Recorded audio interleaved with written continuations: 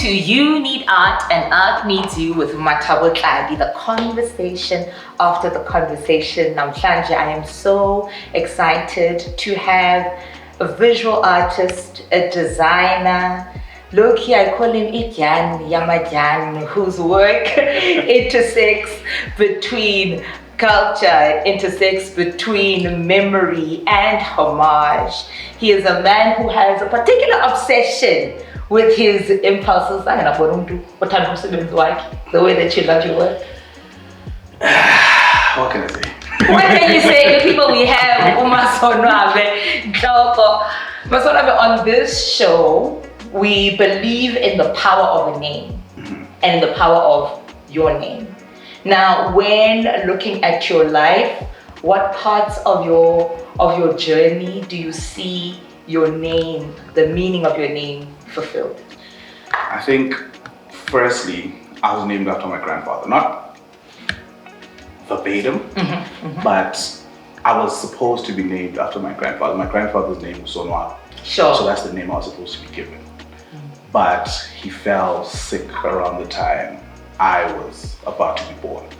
And then there were family politics about, because you know how people believe that if you take a name, the other person might live the world, might pass away. Yes, okay, yes, there's those type of beliefs. So it was a big discussion and conversation in the family to a point where then I was named Masonwabe. Sure. Right? So that's where my name comes from. And it wasn't really the most popular name growing up. And when you're younger, you really want like a super popular name. Unati. Oviwe. Yeah. And then Masonwabe. I couldn't fail grade one. Yeah. Grade one was Upasa when you know how to write your name. That's a very long name. But I think I've never really focused on that. But am I bringing joy? Because my understanding of my name is Masonwabe, so it has nothing to do with me. It has to do with you guys. If you guys are happy, if you guys are not happy, it has nothing to do with me. I was just given this name, so I hope that when I'm around, you guys are happy. Yeah. And I try not to do anything that will make people unhappy. So. Yeah. I mean, looking at your legacy and the way that your work resonates intergenerationally, right? I would say that there is a kind of fulfillment there. Seeing the way in which you project or articulate, I guess, in particular children and women, there is a kind of seed and resonance that could elicit joy. I guess, but for me, it's I'm also, when I create my work, I also want to be very realistic. Like, I think what we tend to do, or what's happening right now, is that everyone lives in this world where they're not looking at what's happening in the reality, which is something that has been, I guess, bothering me as of late. And it's something that I'm trying to also tackle within my work. It's like, is the work that I'm creating a true reflection of the subjects that I want to talk about? Because I think what we tend to do is we create this utopian world that doesn't really exist of the work that we want to create, and are so removed and detached from the reality. So that's where I am right now creatively, if that makes any sense. No, it makes perfect sense. And speaking about your conversations that you want to have through your work, I suppose in many senses you also think through your work, you reason through your work? Not necessarily. I think because I'm trained more as a designer than a fine artist, which is I've been having a lot of conversations about that with people, because what I've realized is the true difference between a designer and an artwork and an artist is, with a designer, I can go into a project and leave a project the same. But with art, when you create work, you either live a bit of you or you find a bit of you in the process. So for me, because I've been creating work more as a designer, everything was somewhat premeditated. And it was just, it was more skill-based, or it is more skill-based, but now I'm at a point where I'm really just investigating, just internally, because my work has really been about, if you think about it, no one knows me. you know things I've seen, you know things I might have somewhat experienced, but no one knows me as a person. And a lot of what art is, from my understanding and my current research, is you have to live a lot of yourself in the paper, you get what I'm saying? In different ways, obviously, but I think that's where I am right now. I don't know if I'm answering the question. So you don't feel like you leave parts of yourself in your work? I don't, personal, like me, not necessarily. I think I leave my experiences, but not necessarily, like I'm gonna make an example. Say I grew up in a poor home, right? I'll tell you everything, but I never really talk about me. So you speak about the external world, exactly. the external So now environment. I'm at a point. Now I'm at a point in my life where I'm looking at, okay, if I really want to do the art thing, because I feel like I figured out the design thing, but with the art thing, the talent is there. But how do I get it to the next level? You know, because everything, like I said, because the skill is there, that's why I've realized I also get, like my work, and as far as the painting is concerned, has a lot of somewhat styles. Yes, you can see it's me, but I experiment a lot. But those experiments, I've realized, are not attached to me. I don't know if this makes any sense, but that's where I am right now. I really hope our conversation today is an introduction or an invitation, I suppose, to explore the internality of who you are as a practitioner. And every time I engage your work, there's this big question around masculinity, in particular, XHOSA masculinity. And I would like for us to discuss art masculinity with particularity to XHOSA masculinity. There are stereotypes around XHOSA men, especially when you get to Johannesburg, as there are stereotypes about every other culture, very flattened ideas, some highly antagonistic, half-truths, and. But in my exploration around art and masculinity, I find it so incredible that we don't speak more about the intimate relationship men have with art, right? And when I look at XHOSA people in particular and their relationship to art, and XHOSA men in particular, their rootedness in art and culture is just, it's an untapped space of thought, I think, right? So last night I had fun and I was just thinking about artists in different disciplines, just from the top of my head without even researching. So in fashion, we've got Uladuma. In music, we have Mandisi, Bogezi. Where in literature and writing, we have Masande and Changa. Photography, Olitebanziweni, Olifemenziwa. Acting, we have Prince Krodbo, Mojet Novuka. Directing, Kondisa Jashana. Dance, Umtutuzeli November. Visual artist, Breezy Yako, Skumbuzo, Makandula, Ubongani Mabulu. Content creators even, Ubeki Ndamase, Usibu Mbanza, Libogeza, broadcasters, Casey August, Tembegile Mkhototo. This is without me even doing research. Yeah, when you're gonna ask me about XHOSA men in particular, their relationship to art, their participation in art, the impact of art in their lives, is then a thing that I'm just like, oh, this is just a space that I'm really interested for you in particular to walk us through. What has been your relationship with art and with your masculinity? I think my relationship with art is tricky. Art and design is very tricky because, first of all, outside of just masculinity itself, when you mentioned that you've never met someone as obsessed with their work as me, it's because my point of reference of what art is has always been me. And this is Tukulele Ukajane, Tukulele Etuju, right? I was not exposed to art. I didn't know that all of this existed. The only reason I started drawing was because I saw kids in class drawing these weird people with pointy hair, and it was Dragon Ball Z, and I tried it out and I was good at it. And then I was like, oh, okay, I think I found something that I kind of like, because everything else I was average at. You know, I wasn't terrible at things, but like I wasn't like exceptional. But this thing that when I found it, it was like, oh, okay, I'm really good at this thing. I'm better than guys 2 2, 3, 4 grades ahead of me. So I start just drawing and drawing and drawing, and now people start calling you an artist. But I don't know, you're artist. If there's something that needs to be drawn about you, that's you. Yeah, what? Then it grows. Obviously, you start drawing cars, logos, houses. Then it's people. Referencing from, at the time, there was your drum magazines, your Tik Plus, all these mainstream media magazines, Kick Off, you know. And from there, through arts and culture books, I find out that there's something called a fine artist. I'm like, oh, I want to be a fine artist. 2 years down the line, I find out there's something called a graphic designer. Oh, I want to be a graphic designer. But that's the only form of knowledge I have of what this art thing is. And I have a family relative who was an artist. And I was like, this is so cool. This guy went to high school for this thing, right? So he's doing this thing, and I also am now. I'm keen because I'm also seeing someone who's a bit older than me who also does the thing. So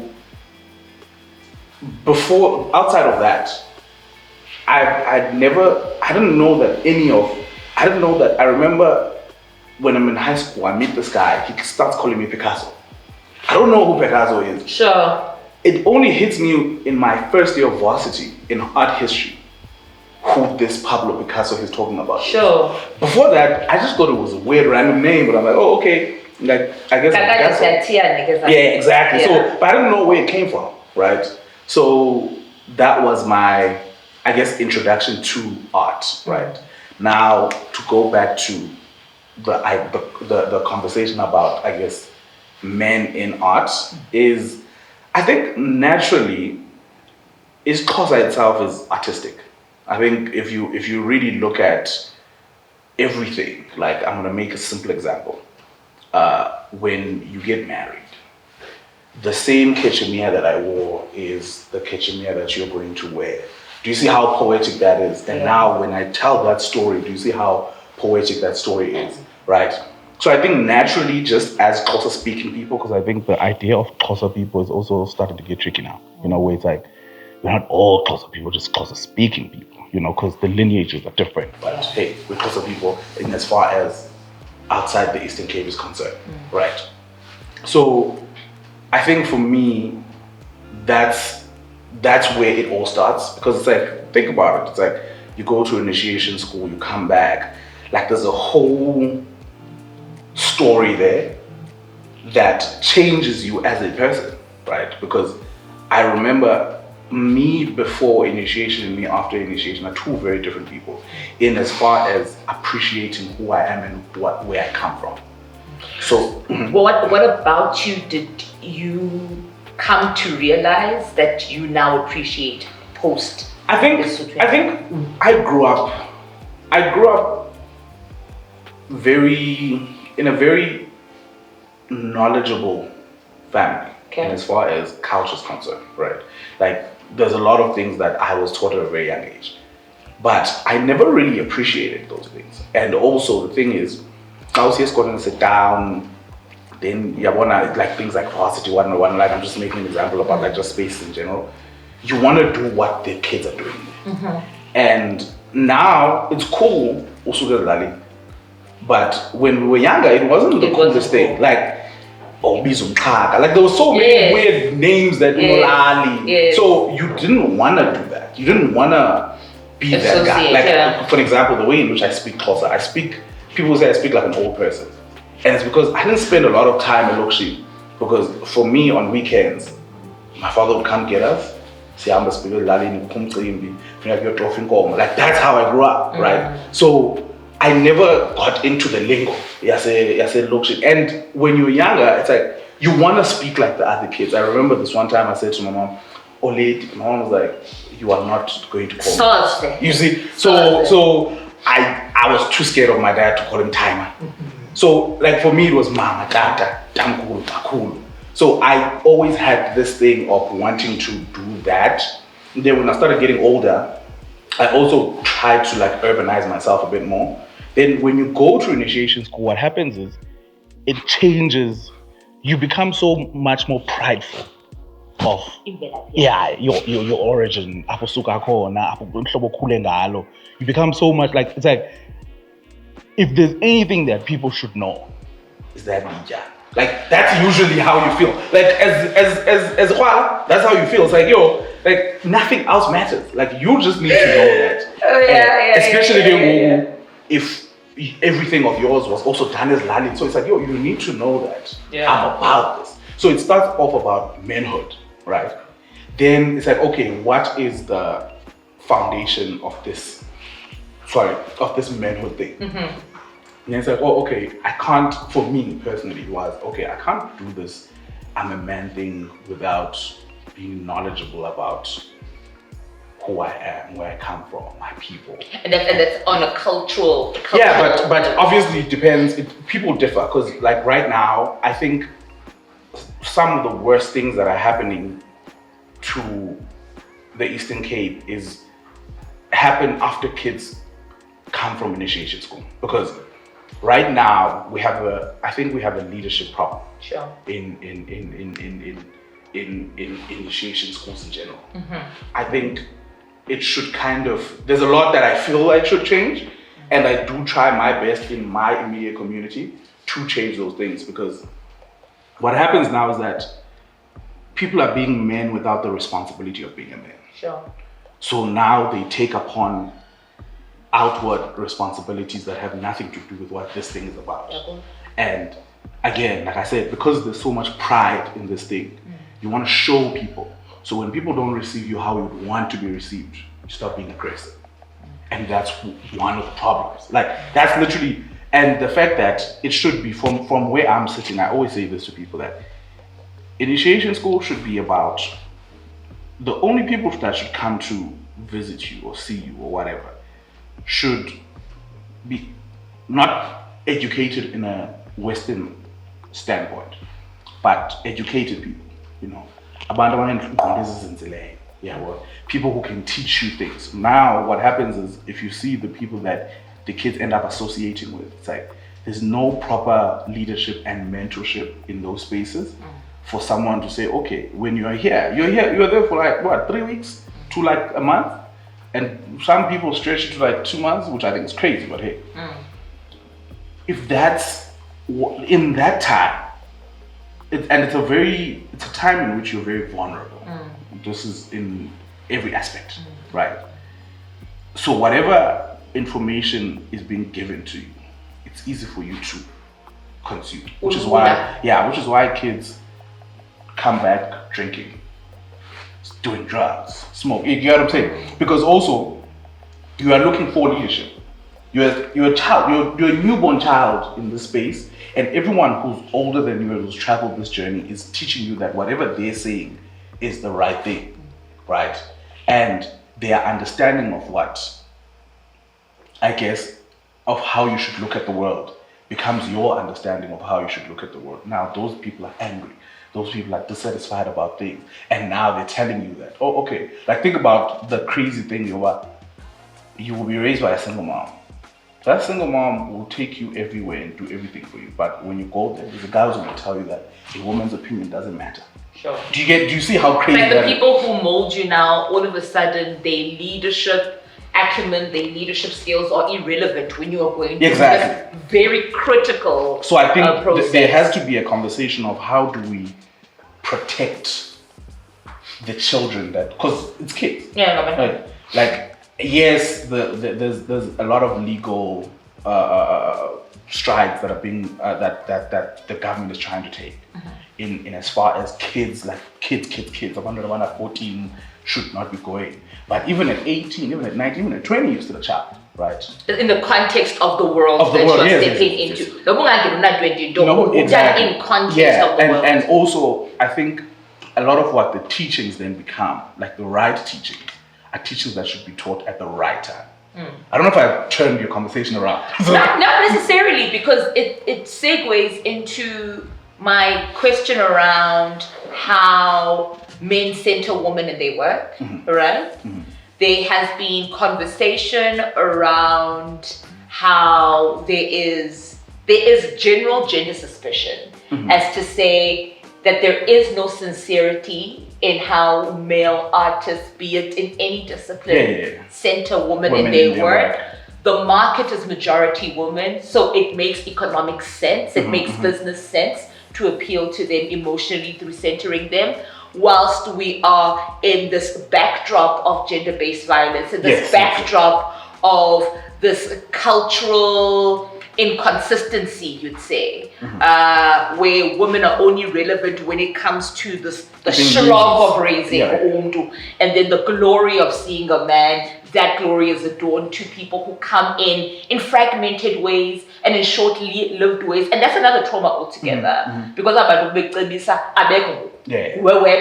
and their advice has created rupture between you and this person who's raised you. Now you are isolated, even more vulnerable than you were before. I wanted to hear your thoughts around how men assume the right, privilege, responsibility, the agency to center women in their work. I think for me, there's two ways to look at it.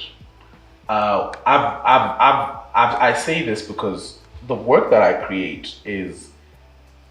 Someone once said this to me, and they said it as they thought it was somewhat like a gotcha moment. Sure. And I showed them all the pictures and artworks of men that I create. So I think to some degree I'm very gender neutral in as far as the work that I create. It's just that at times what becomes more prominent and what becomes more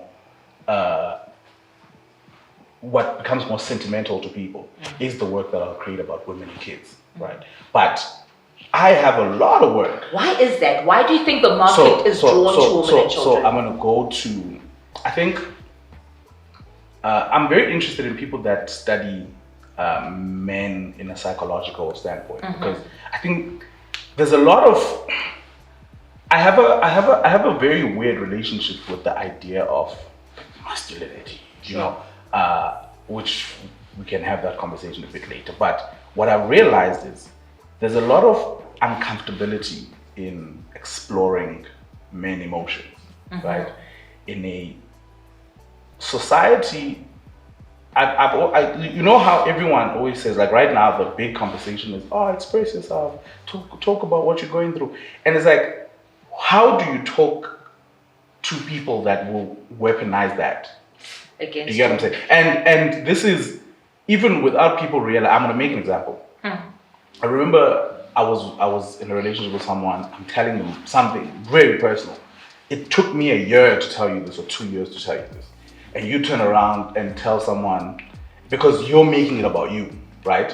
So a lot of the times, now again, this is my opinion. And I think we live in a world where if I don't believe in what you believe in, I'm so wrong. And I think that's where our problem starts, right? It's almost as if he's saying that men are encouraged to speak, but people aren't taught to receive them. Yeah, exactly. Right. So, and there's no also patience and leniency to hear those conversations, if you think about it. It's like right now, right? Like there's this conversation about the black child, the black boy being left behind, which is a true conversation, but I think people are looking at it one-dimensionally. The black boys are being left behind by their fathers. Those are the biggest people that are leaving these boys behind, by the male figures in their communities, and it's not necessarily, now what's happening is that the unfortunate part is that this is being blamed on women, right? Which, understandably, the way in which women are reacting is how they should be reacting. It's like, okay, we've done all of this, and then when things are going wrong for you, now all of a sudden you know that I'm the problem. And when we look at I want to make an example, right? The way in which young men are raised is they are not raised to be fit for this world.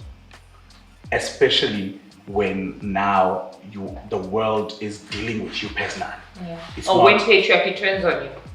You can call it that, right? So what ends up happening is that, I'm gonna make an example of this. Boys are raised coddled by their mothers, their fathers. It's like, if you really think about it, most of the times you'll see that they don't even know the family secret. But if you go to a girl in the family, they know everything that's happening here. Your wife will most likely know more about your family. Exactly. Which why kissed. You see, but not even, you never mind the wife. I'm talking about the daughter, sure, right? And also the daughter sees the experiences that their mother goes through, and they tell themselves that I am not about to go through this. Because think about, like, I look at the history of South African men, right? We, in the context of the Eastern Cape and the conversation, the story about House. Before that, because remember, that didn't just happen in that space. That happened across the Eastern Cape where livestock was killed. Yes. Like, even how they were targeted in war, they would target your livestock, and now you have nothing, so you have to come and work in Joburg, right? Now, the conversation that's not being had is that the great-grandfathers, the grandfathers that came to work in Joburg, some of them, I don't know how explicit we can be, but like some of them were raped, some of them were like there's a lot that happened to them, and what they were promised indirectly was, you can be a man and a leader in your household, right? And they passed that down to their kids. Now, you're passing that down because you left a woman that has nothing at home. They depend on you. Now the roles have reversed because now there's privileges that women have where they can go to school. So now what the black boy was promised doesn't exist anymore, because you are not about to find a girl that doesn't do anything, that doesn't work, and just is waiting for you to save them. You get what I'm saying? So now the contention or the fight that men are having is from this is what we were promised. We understand that the world is not going to give us what we want, but we always knew that when I get back here, I will have a wife that is going to obey me, that sure. I do wrong, that I can. Sure. You get what I'm saying? Sure. So sure. I think that's where the anger from men is coming from, because it's like, yo, I deserve this. And also the unfortunate conversations of, as soon as you're born, you are looked at as this egg that will lead us. And this is a conversation that you can even broaden to kingship. I see this in your KZNs, I see this in the Eastern Cape, where it's like, you can't be a king that's not raised amongst your people and be expected to be a great leader and understand what your people want. What's happening is these boys are not at home. They don't understand the home responsibilities, which is why you have now kids where Yeah. You got what I'm saying? Yeah. And as the girl, you are forced to be here when you're young. Sure. Like, you're forced to hear all of this. Is like, oh, okay. So you're a beneficiary of community. You don't necessarily have to labor to be part of community. But on the topic of community, Masonwabe, from a person who admires your work and the way that you move as a professional, I guess the personal is professional in many senses. Somewhat, yeah. I'm very curious around how your process is when creating. The influence of community. Do you like working in isolation? Do you prefer working in isolation? How is community integrated in the creative process of creating your work? I think for me, I don't consider community when I create. Okay. Because, and this is not any disrespect to them and their intelligence. That has nothing to do with that. But I think you got to this point by trusting your instincts and your taste. So continue creating from that. Now, obviously, there's going to be things that will inform and influence the practice. But if you trusted offering number one, and offering number one was great, why not trust offering number two and three? Sure. So I'm not reactionary in anything that I do. I do something and it's like, oh, okay, this is what I want to do. How you feel about it. And also for me, I'm not attached to how the world feels about something I create. I'm attached to, I love the process. And when I look at it, I think, oh, that's great. If you look at it and think, oh, that's not great. Like, I've had things that I've created, especially at the beginning of my practice, I guess, that the world didn't like, I liked. You know, so for me, also, like, again, my citizen number one, in as far as my biggest fan, if you could put it like that, is me. Sure. Like, when I create something, it's something that I look at and I'm like, oh, this is really nice. How you feel about it it matters, because I appreciate the fact that you took your time. Like I always say to people, I'm like, for me, the reason why I built, because this is one of the questions I get a lot, where it's like, how did you build the community you have? Because it's such a loyal community. And for me, it's always the thing about running a brand, I guess, is the teachings that you were taught at home. That's all you have to do. Sure. Literally all you have. Like, you don't have to go beyond that. And you treat these people as visitors, right? The way in which most of they're going, hey, welcome to pleasure. I appreciate the fact that you're here. What would you like to know? Or what would you like? What can I offer you? You get what I'm saying? And you have this from the lowest level to the highest. When I say lowest, I mean what's happening in this creative space most of the time is that people tend to focus on the people they consider to be rich, right? I don't. I will know you are in high school and we'll sit down and have a conversation about whatever you want to know about in as far as my work is concerned, right? Not because I hope one day you'll be a customer. If you don't become a customer, that's also fine, right? But because I know how it feels when someone takes their time to listen to you talk about what you're passionate about, if that thing is their work. I understand how that feels, because I had it a few times in my life where someone really, like, we sat down, we spoke about this thing where I would hear people whenever, like, for example, I remember I created, like, I have friends now that are friends of mine because they started off liking the work that I create. And we sat down, we had a conversation, and they told me about their grandma when I was talking about my grandma in my work. And it became my grandma was also so and so, Nayang Mamiya. Because I remember I did these rugs, the Yang Mamiya. Sure. Right? It was a rug of 3 women walking, basically. And I met people who were like, oh no, my grandma Mamiya. And we started just having this conversation about now grandmas and whatnot, and that became a friendship all on its own. So now if I don't look at creativity from I'm superior than you standpoint, there's this J. Cole line that I live by. I'm just a man of the people, not above and equal, right? Because for me, it's what this thing that I do doesn't matter. I'm a human being at the end of the day, and I'm a mother's child. And one thing that I remember when I was going to varsity, my mom always, one of the few things that my mother said to me was, don't embarrass me. Because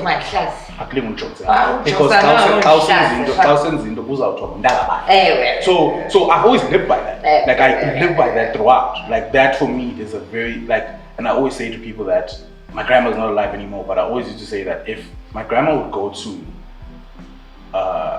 any exhibition that I created, she must not feel embarrassed. Sure. So that's why then the idea of, I don't want to say censorship, but the idea of respecting the people that I portray in my work comes from. Great events deserve a great host. From conferences, brand launches, red carpets, festivals, and summits, with multi-sectoral experience, I deliver memorable conversations, seamless facilitation, and authentic brand storytelling for personal and corporate gatherings. I'm here to serve your next event as MC, facilitator, speaker, and brand advocate. Let's take your event to the next level. Email me or visit my website to learn more. I'm your host, Mathabo, creating conversations that connect and experiences that last. But also it's that thing of you are able to not work thinking about community, but your impulse is so integrated within community that you can trust the impulse, because the quality of the impulse is trusted, it's tried, it's true. So you don't need to necessarily have an exterior view. It's not gonna, that what's happening right now is not gonna fully inform. Because I remember, I think 2 years ago, I created this rug.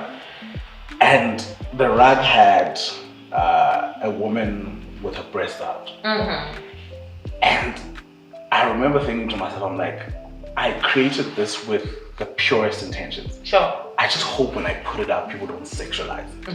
I hope when I put it out, like I hope people look at it like how when you're watching TV and you see an African woman wearing African regalia, integrity, and her breasts are out, you don't sexualize it. Sure. So for me, when I create the work, is even if I do touch on topics that would be considered sensitive or whatever, I always hope that you look at it with the respect in which I gave you when I created it. But obviously, I can't determine what happens to my work when it's out there. You know. And you're right. How does it feel though now that your point of view is now seen as a creative pulse point, a cultural pulse point that is an expression of what South Africa is, what Africa is, what XHOSA is about, contemporary lenses of practitioners. Of course, you know how the globe is now receiving you and spotlighting you. Masonwabe, who's just creating from the comfort and safety of what he knows. Now what you know is pedestalized as a national and continental reference. I think for me, the most important thing for you to have is your own dream. Your own dream of, if this thing works out,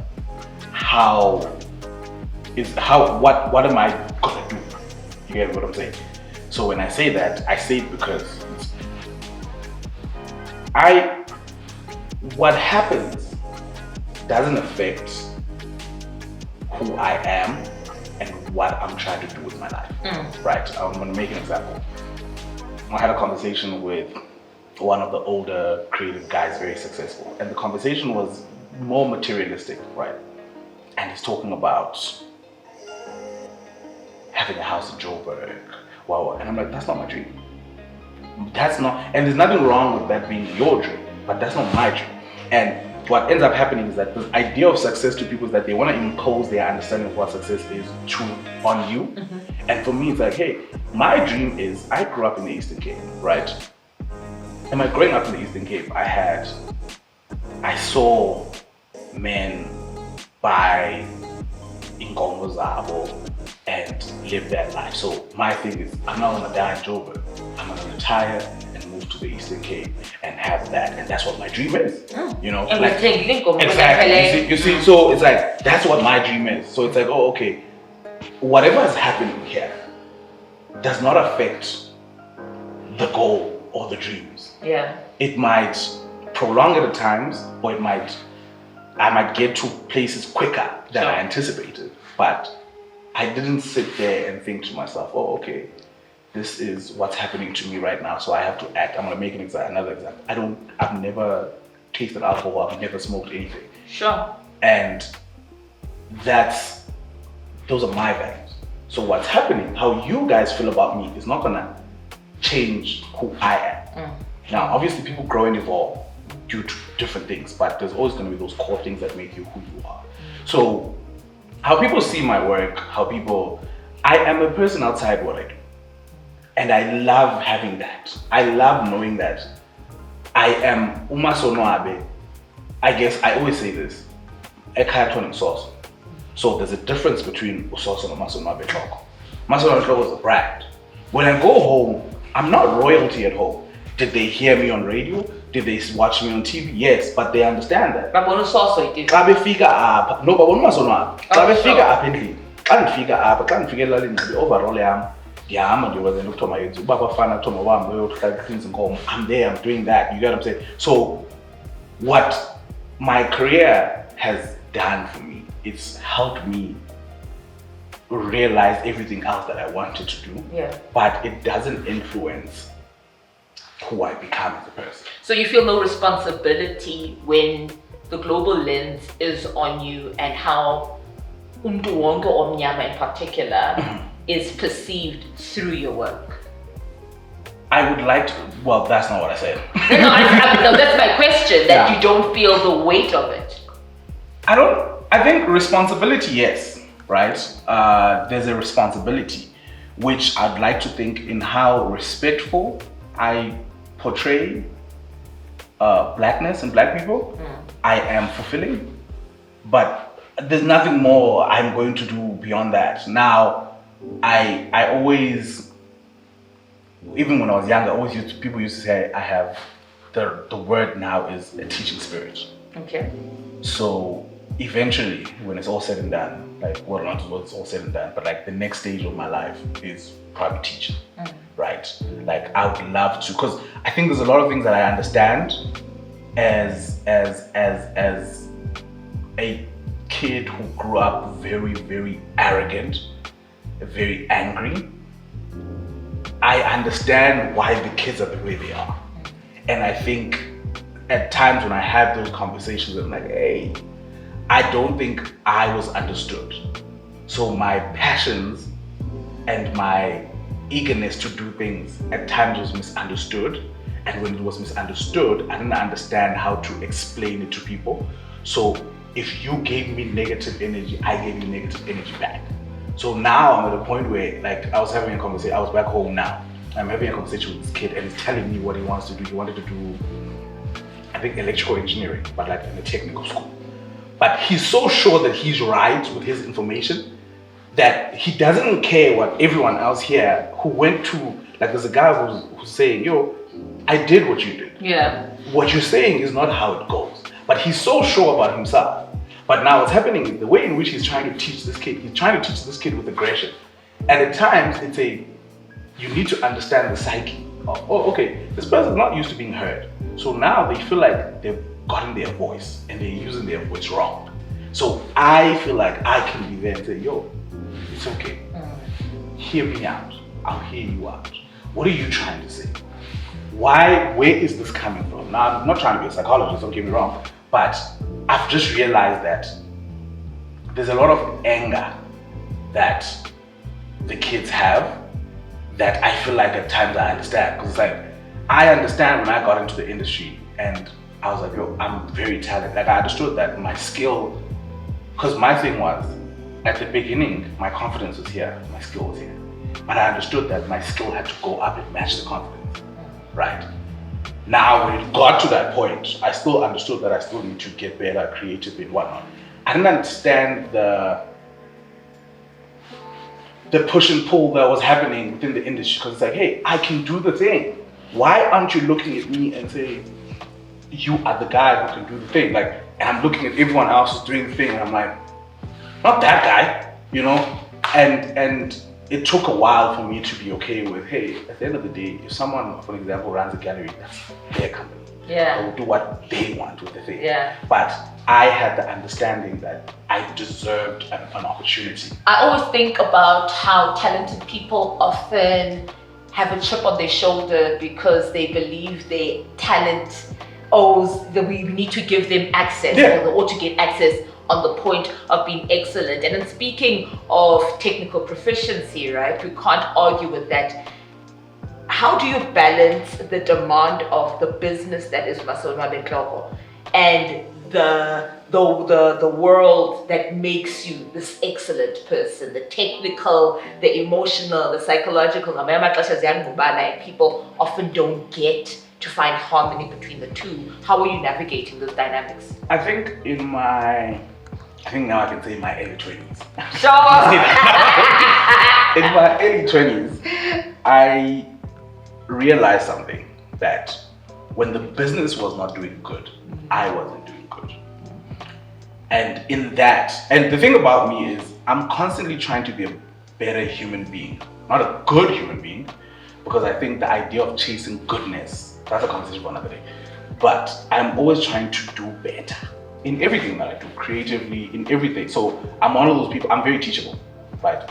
So when I looked at that, I was like, okay, I'm starting to realize that I don't know who I am outside this thing. I love this thing so much that this is who I think I am.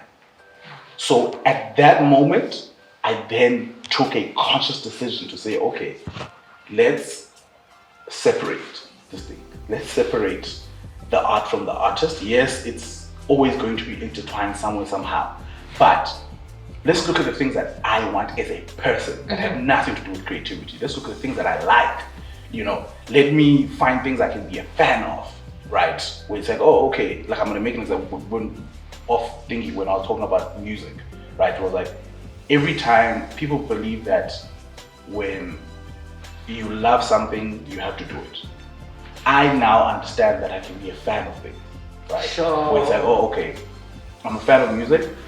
I can collect music. I can be excited about things. I can be a fan of things without putting myself in it. Where when I go watch Carl Shepherd go play his piano, right?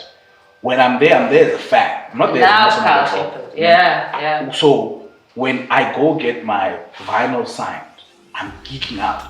My pride in who I am in my profession doesn't matter in that. Sure. In that space, sure. Right? And I'm okay with that. So I think what happens a lot of the times with people is that they don't separate the two, which is why then you end up with people who mentally stay in the years that they were mostly successful in, right? And don't understand that there's a next stage in this thing. Mm-hmm. Like you can't be. I always say this to people that I'm not trying to be. When I turn 40, I'm not trying to be cool. I'm trying to exit every stage of my life very gracefully and be okay with that. Now, there's nothing wrong with people who find themselves who want to do that. But like when I say cool, I don't mean you can't like things you like. Yeah. But there's a next stage in this thing. You know? Like for people interested in families, when you do that, do that. But why are you a rock star? We're trying to be trendy. Why are you at 50, which happens a lot in the creative industry, dating some girl doing her first year? You see, like I don't want to live that life. I want to live a life where I can say, I did what I had to do at this stage.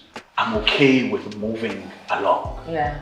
I did what I had to do with, and also for me, I started a lot of things quite young.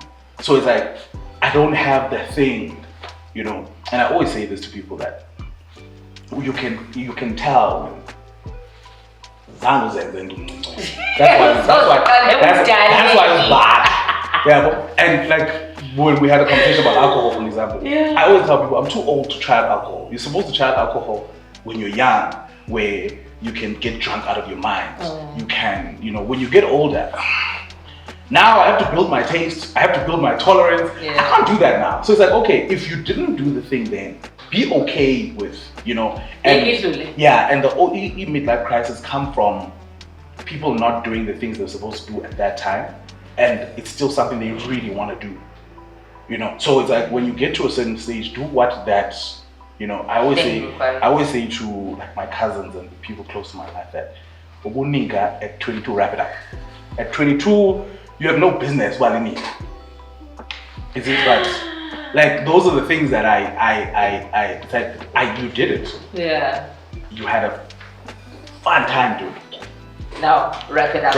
And in the spirit of wrapping it up, you spoke about how through art you were able to find what you were good at. You didn't have to emulate anything that was around you. You found your thing. And through your culture, you got to crystallize what your core is, the things that you follow. Without art, mentally, emotionally, spiritually, what would you be void of? I think I wouldn't know. That's the thing. Like I wouldn't know that I'm void of this. Yeah. To be honest, because it's like I can only speak from a position of, I guess, privilege now, in as far as having because also the way in which I look at my work is very different from how I used to look at it. At first it was a skill thing, right? Now I understand it's a gift thing, you know. So if I didn't have this gift, I'd probably have another gift that I would find fulfilling. That's the thing. Like this is fulfilling to me now, but if I was a different person who didn't have this, I would probably have something else that's fulfilling to me. I think my question is leaning towards how has art fulfilled you mentally, emotionally, spiritually? I think I use art as a way to contextualize who I am.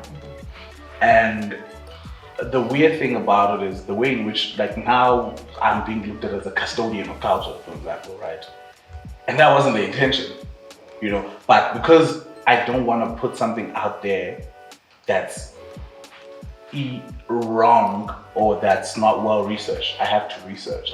You know what I'm saying? So it's given me this endless need for knowledge and understanding, because now it starts becoming beyond just I'm creating work. I'm also trying to understand people. You know, with that. Oh, okay, not from a consumer standpoint, but from a if I'm to tell your story, do I understand? Like, I remember this is 4 or 5 years ago. I had a conversation with my grandma. I confronted her. I was like, yo, we know nothing about you. And I think your legacy and your story matter. Yes, you didn't go to school. Yes, like, I don't want your life to start and end. And you were married. Your identity is the fact that you were someone's wife. What's your thing? What are you interested in? Like, I always say to people that one of my dreams right now is with family. Like, for example, someone like my mother who sacrificed so much for me, is to find out her dreams. What do you like? You know, because now what I started realizing is that her happiness is very tied to my happiness, my brother's happiness, my sister's happiness, right? What is your thing? Do you like going to the beach? You get what I'm saying? Like, if we are to get you a car, what car do you like? Not economic cars. What car do you like? Yeah. So, because I think a lot of what's happening to, especially like right now, I always say to people that one of my favorite things to see and watch is how black women have hobbies. That's one of my favorite things right now. The fact that someone will play tennis, someone will go, and it's like, because before that it was if I have kids and I have a job, those are my two focuses. Now it's like, hey, these kids will have to fit my schedule. If I want to go play tennis with coach whatever, I have to go do that. If I want to go to gym, and this is not just physical based, but it's just if I wake up one day and I want to write a cookbook, I can do that. If I want to wake up one day and travel the world, like, I love that. That's where black women specifically are right now. Where it's like, yo, I can just, if I feel that this is my passion, it has nothing to do with who I married, you get what I'm saying? So I think for me, what art has gifted me, or design has gifted me, or creativity has gifted me, is the privilege to see people and see things with a educational lens, with a spiritual lens, and with an artistic lens. So now I see, the beauty I see is not like the things that people see every day. The beauty I see is very different from what people see. Like, I can look at you right now and I think you would make a great rapper. Not that I'm scaling you down to just that, but like, it's like, oh, okay, this would capture the idea that I have. Your portrait would capture the idea I have of. Very random question. Your name and surname. I know XHOSA, but you speak XHOSA. Yes. Welcome to the Masonwabe show there today. No, my mom is XHOSA, my dad is Sutu. So mama no tata batibana Transkei. Mama efunda khona. Mama naye wasedutywa Mashanini. Batibana khona. My dad is Sutu, and ke sana i-lovers zenza what lovers do. And I'm a product of that. So did you grow up in the Eastern Cape? Yes, and so do you consider yourself more XHOSA's person? Oh, sana the Sutu for vibes. I'm XHOSA in every way. As I say, my dad did try though. First 5 years of my life, I had a Sesotho child mind that I could only speak Sesotho for 5 years. That's why now I can understand what people say, but I'm not confident to speak. I understand. Yes. Then okay, I'm very interested in the conversation now. Yeah. So, in as far as do you guys? I hate the term, but do you guys practice African spirituality, or you guys fully Christian? We are Christian family. Okay. Then the question I was gonna ask, because I was gonna ask them spiritually. Like, if you had to go do things, would you? Because if people are married, that would mean that you are Sutu. You said Sutu, right? Yeah. That would mean that you're Sutu. So if you're Sutu, and you're doing things the XHOSA way, that would be a bit tricky. But if you say you guys is ambulance, I mean, our tensions are denominational tension. Mama dad and yes, I'm number 8 of 9. Yes. Do you have brothers? Yes, I do. This is good. What happened to them? What do you mean what happened to them? As in, did Boluke is called? Yes. So they consider themselves. Oh,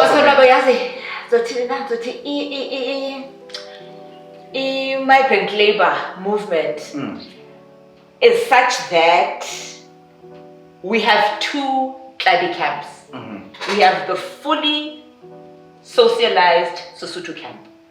We have the fully socialized XHOSA camp. My father is a father to many wives.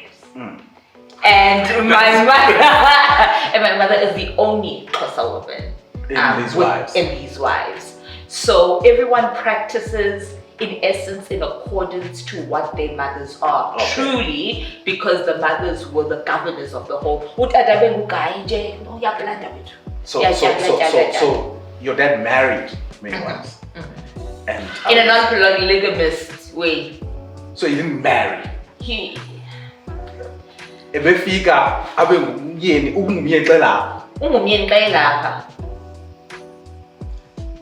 you're an artist, this would have been a very interesting thing for you to tackle. Visually? Yeah, like not just in general, like. I am an artist. What? I write. Oh. And I act. I think I would love to see your writing in your understanding of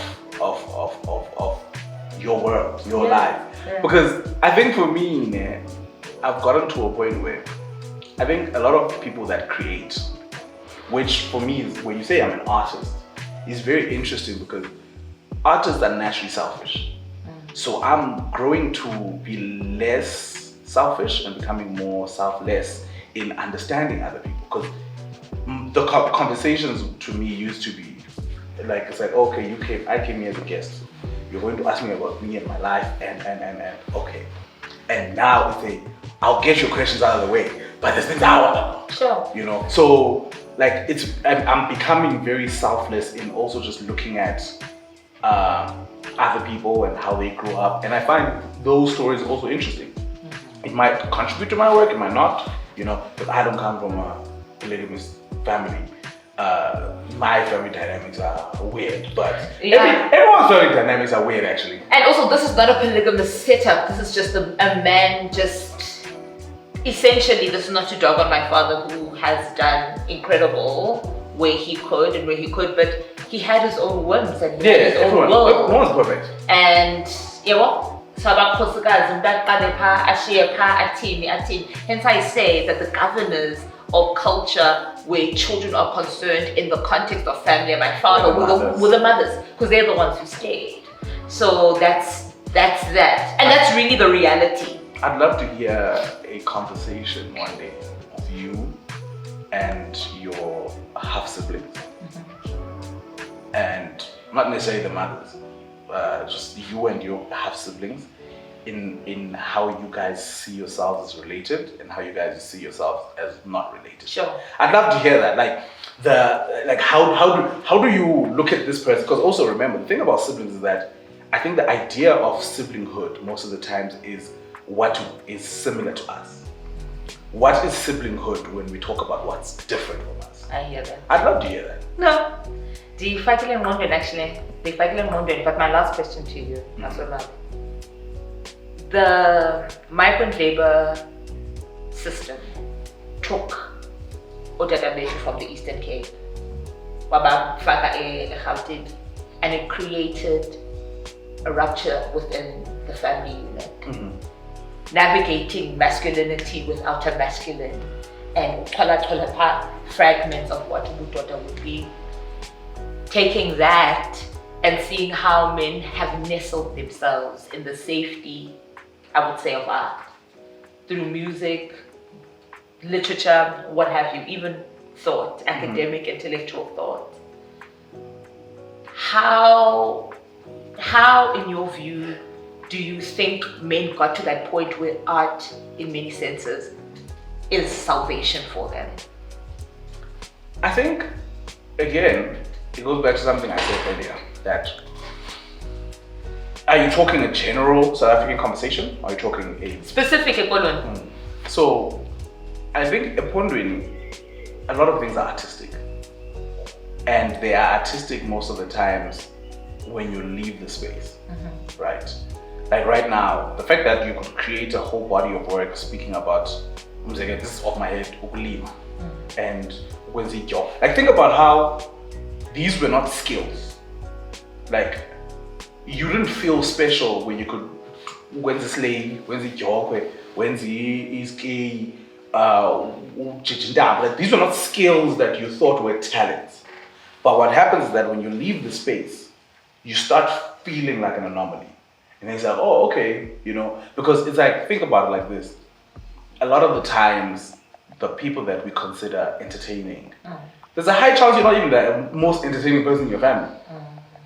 People outside think you're funny. I always say this to you all the time. It's like, I don't think I'm the most creative person in my family. I'm just the only person who took it seriously. So I think naturally, we are very talented people. So what gives then the context of, like what makes you feel like I can do this thing is when you're around other people who I don't want to say are as talented, but for a lack of, you know, a better way to put it, it's like they don't share I always say this to people all the time when like the kids that want to move to Joburg, I'm like, yo, you have an endless well of inspiration and knowledge. Some knowledge that you don't know yet, some comes innately that you can pull from. And I think the difference between, I guess, XHOSA creatives and everyone else becomes that, where it's like, there's so many layers into this XHOSA. Like I'm, for an example right now, it's like, you don't see people tackle initiation in as far as creativity is concerned, because it's a sensitive subject and there's a lot of things that people don't want out there, right? But the fact that you can still go on for the rest of your life still creating, and there's something that you can't touch or shouldn't touch. Or when it was touched, it was looked down upon. In Labour, for instance, yes, to film. I don't think it was done. Like, for me, when I look at it, I didn't really have a problem with it, because it's like, hey, it is what it is, you know. But my question was, why is it being done? Do you get what I'm saying? 1, 2, who was consulted for this? Because I never watched it, because I was like, hey man, it's a right for me. I have a right to not, like, if I don't like something, I don't like it. If I'm not gonna partake in something, I'm not gonna partake in it. And that should be okay. And that's not me saying I hate the guy who did it. That's not me saying I hate the people that are in the thing. It's just me saying, hey, I just don't understand why this thing is being done. And like, for example, people who substantiated why it was done said, oh, the kids are dying in the Eastern Cape. It's like, okay, but does the thing address that? You see? So now you're using everything else that's negative about the thing, but what you did doesn't address that. So if it doesn't address that, then you just did it because you understood what it was going to do. So for me, the reason behind a thing being done should make sense for me to say, okay, I'm going to join the bandwagon. Sure. But Sure. those are my final thoughts, I guess. And I appreciate them so very much. And really interested in seeing the next wave of your work now that you are interested in looking at the interiority of who you are. Thank you. Hope you enjoyed it. Oh, please, loved it loads, loved it down. Good people, social media handles are on the bottom of your screen, and as you know, you need art and art needs you. Mwah!